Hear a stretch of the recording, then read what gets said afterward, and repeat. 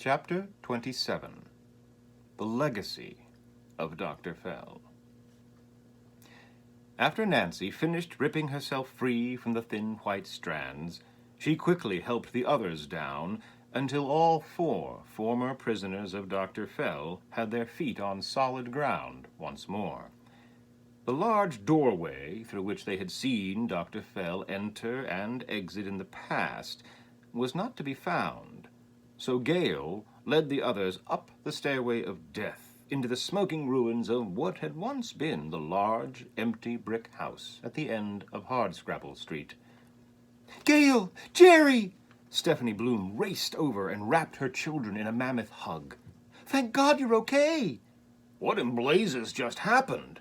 asked Jonathan Bloom. "What was that big explosion?"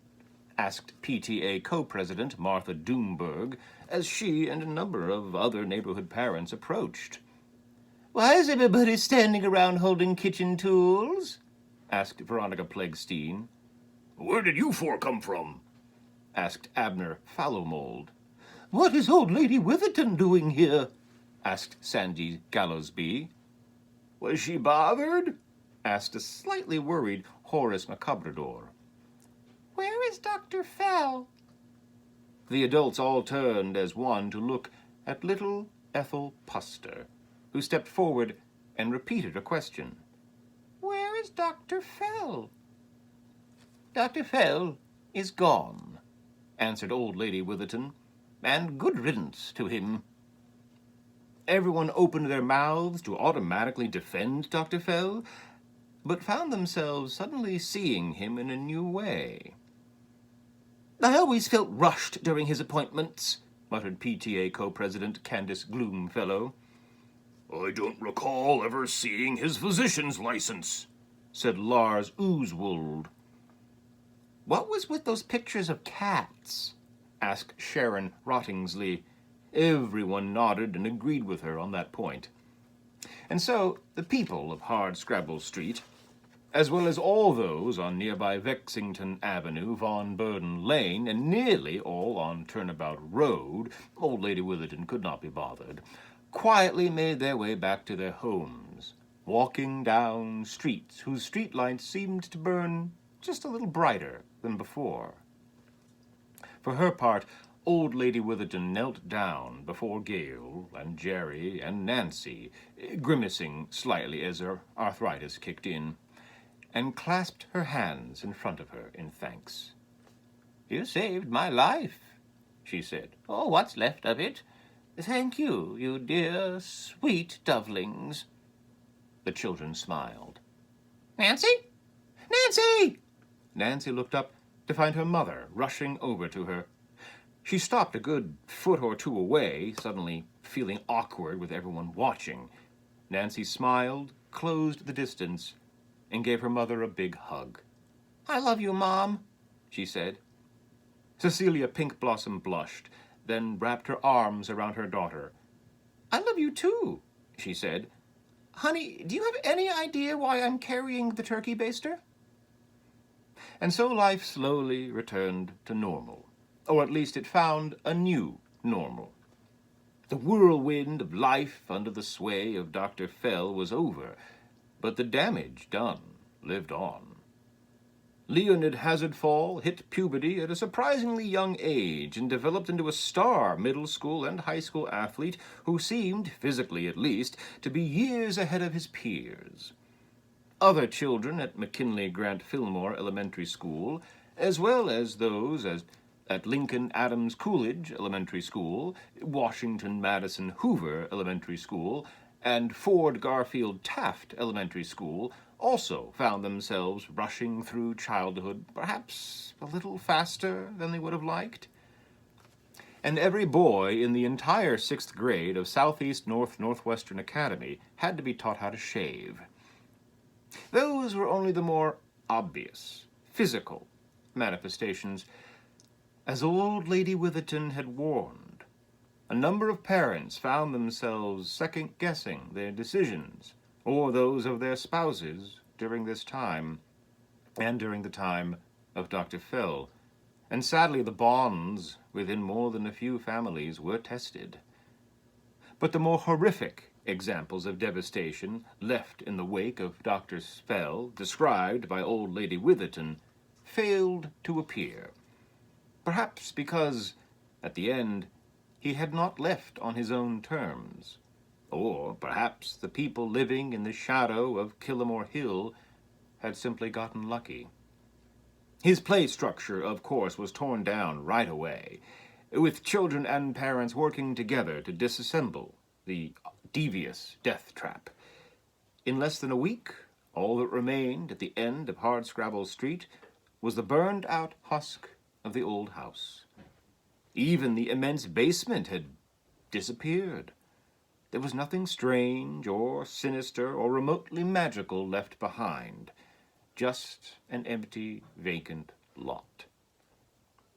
After some discussion among neighborhood parents, it was decided to build a new playground down there.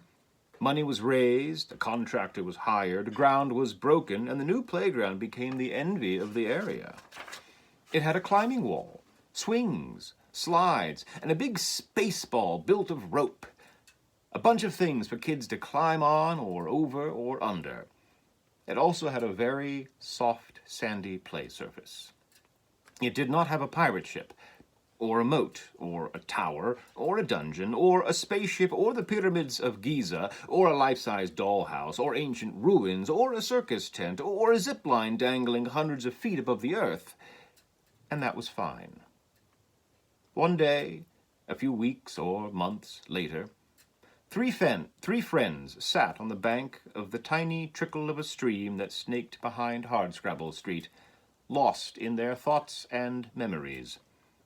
The three children had spent many days like this, uneasily sitting together, apart from the other children, each day more unsettling than the last. Like the other children of the neighborhood, they liked the new playground at the end of Hardscrabble Street. Like the other children of the neighborhood, they had initially played on the new playground at the end of Hardscrabble Street. Like the other children of the neighborhood, they had expected the hundreds of new happy memories spent playing on the new playground at the end of Hardscrabble Street to replace the less pleasant ones that had been created in that same space all those weeks or months ago. But unlike the other children of the neighborhood, these three had been unable to forget Dr. Fell. And so, as the days wore on, they were less and less inclined to be seen cavorting on the playground at the end of Hardscrabble Street, less and less inclined to be seen playing with the other children, less and less inclined to smile at all, and more inclined to feel that something was wrong. "I wish we didn't remember him," said Gale, and not for the first time. "It doesn't seem fair," agreed Nancy. "Everybody else is forgetting him." "Everybody else was under his spell," Jerry pointed out. "Maybe since they were in a dreamlike state when he was here, they're now all sort of waking up? Like how it's harder and harder to remember a dream the farther away from it you get?" "But we weren't dreaming," said Gale, "so we remember."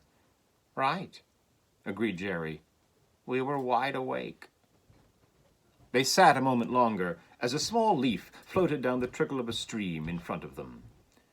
"Do you really think he's dead?" asked Gale, voicing the question that was on all of their minds. "He's survived for over 500 years, my dovelings," said a voice they all immediately recognized as belonging to old Lady Witherton. "I promise you he's survived this." The children looked up to find the old woman standing on the opposite side of the tiny trickle of a stream. They shifted in place and prepared to stand, but she waved them back down as she stepped over the foot-wide brook and joined them. Now, don't get up. I just came to say goodbye," she said. "Goodbye?" asked Gale, standing. "You're leaving?" asked Jerry, also standing. "I needed some time to get everything in order, but now, yes," she announced, "I'm leaving." "Where are you going?" asked Nancy, who had already stood up.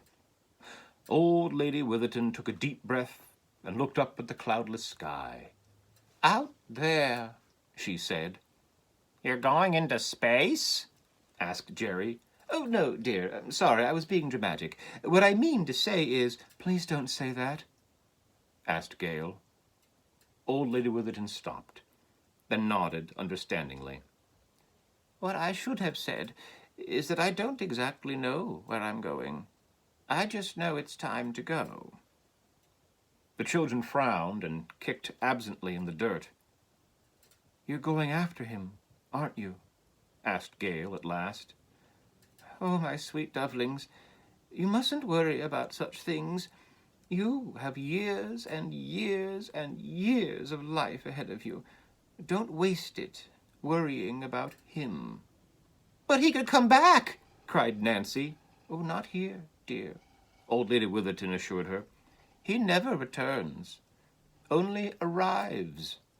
Hardscrabble Street shall not see Dr. Fell ever again. With that, Old Lady Witherton patted each child affectionately on the head, then turned and walked back over the foot-wide trickle and off into the woods, and on her way back to her little house on Turnabout Road. Just before she disappeared into the trees, Gale called out one last time. Will we ever see him again? She asked. Old Lady Witherton paused a moment, then turned her neck only partly back around, so that rather than looking at the three children, she gazed down at the ground just behind her. I suppose that depends on whether or not you stay on Hardscrabble Street, she said.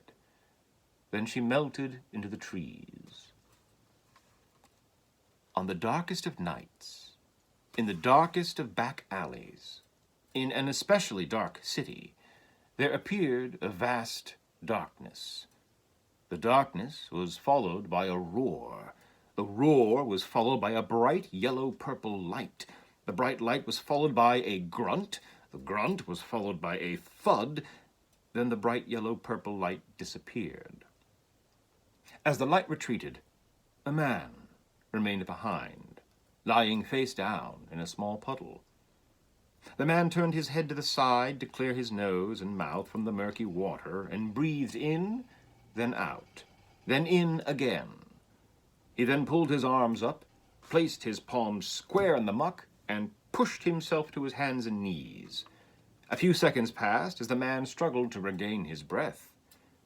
Had anyone bothered to duck down this particular dark back alley in this particular dark city on this particularly dark night, they would have seen a handsome young man slowly gather his feet under him and stand, breathing heavily from the effort.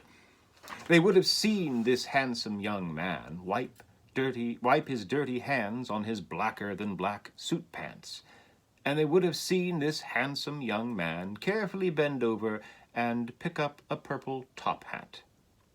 Well, that was distinctly unpleasant, they would have heard him say, before he set off into the night. But of course, nobody was there. The end.